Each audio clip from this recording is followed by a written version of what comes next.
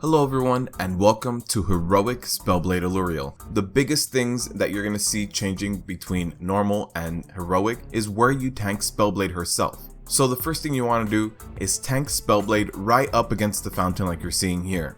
Now the reason you do this is for the frost phase, just because hopefully when the frost adds come out and actually throw their frost on the ground, you won't have an area behind you to get knocked out of. You're basically just going to go right up against the wall and stay there.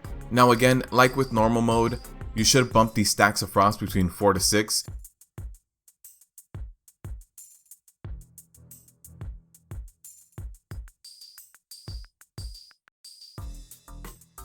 Here you see the new heroic mechanic. So unfortunately here the ad did get placed in an unfortunate location, so we do still have some area behind us. So both tanks do get frozen, but had the boss been a little bit further back, it would have been good. Here's a perfect placement of that ice ad. So you do see here, there is no way for me to get completely knocked out of this. The boss will stay in this circle and I won't have to change position. Basically with that circle, if you are inside of it and you move out, or if you're outside of it and move in, you will be frozen and DPS has to get you out. Now for tanks, this could mean a death because at that point you have no mitigation.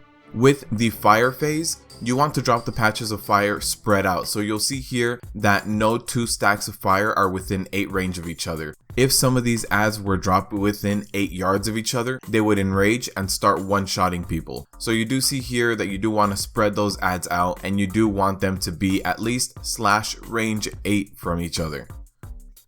So again, between heroic and normal mode, the only thing that changes is how you handle the elemental phases. So every mechanic with annihilation remains the same, the tanks, the debuffs, everything remains the same. The only thing that changes is placement. So for the ice ads, you want to be right up against the fountain so that you don't get knocked out. With fire, you want to spread them out. You're not going to stack them. They do cast, they don't go to melee, so you don't have to worry about tanking those.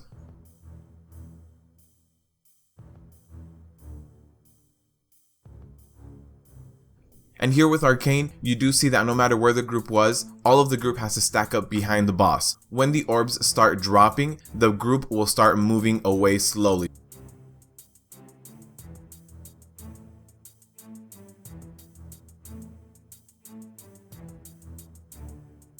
So you do see here the orbs start dropping and the group starts moving away slowly. At this point, we are doing a strategy where the tanks don't move, but I will show you another one where the tanks do move. So you do see once the ads replicate, you do actually have a nice staggered fashion of the ads. So you do see here, we do get all of the ads kind of lined up. We can move the boss a little bit, try to get some cleave damage going, but this is the way you want to handle the Arcane ad phase. Spread them out a little bit so that you don't get AoE'd and bombed yourself, but close enough to help you do a little bit of cleave damage. So again, like I said, I'll show another strategy here. Now in this case, when the Arcane orbs came down, we were going to run them in this area in a bit of a circle. Now, unfortunately, since I wasn't on vent with this other tank, our running was a little bit off, but you see here, the rest of the group is following us as we're kiting the boss through this annihilate. You do want to keep both tanks together for that annihilate because it is the second one, but the group has to move together. Now we do get a decent spread here. Unfortunately, our DPS with this group wasn't there, but you do see that we do keep the ads relatively close together and you do get to run in a circle. Another popular strategy is to actually kite these ads down the hallway you do see behind me here.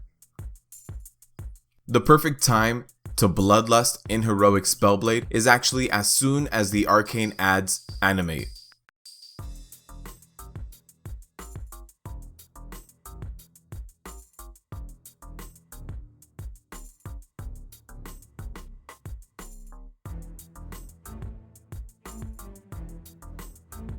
You don't want to hit that annihilate timer you do see here. It's very deadly. You will wipe if that actually gets cast. So the perfect time to Bloodlust is as soon as they animate. So to recap the whole fight, when you do have the frost debuff, you want to bump that off anywhere between 4 to 6 stacks. You don't want 2 people bumping those at the exact same time because it's going to be a lot of damage. So stagger how you actually manage those. For the ice elementals, tank the boss near the fountain so that you don't have to worry about getting bumped out of that ice AoE. For the fire phase, make sure that everybody has slash range 8 on and they're not standing close to anyone else that's within 8 yards of them. So make sure you do have that ready because that can also be a wipe. And for Arcane phase, the whole group should collapse behind Spellblade and you can choose to either move as a tank or not move, but everybody should know what you're going to do beforehand. It's not a requirement for tanks to move, but what I've seen is that it's a lot more popular of a mechanic to have the tanks move either down the hallway or in the area near the fountain where you are tanking.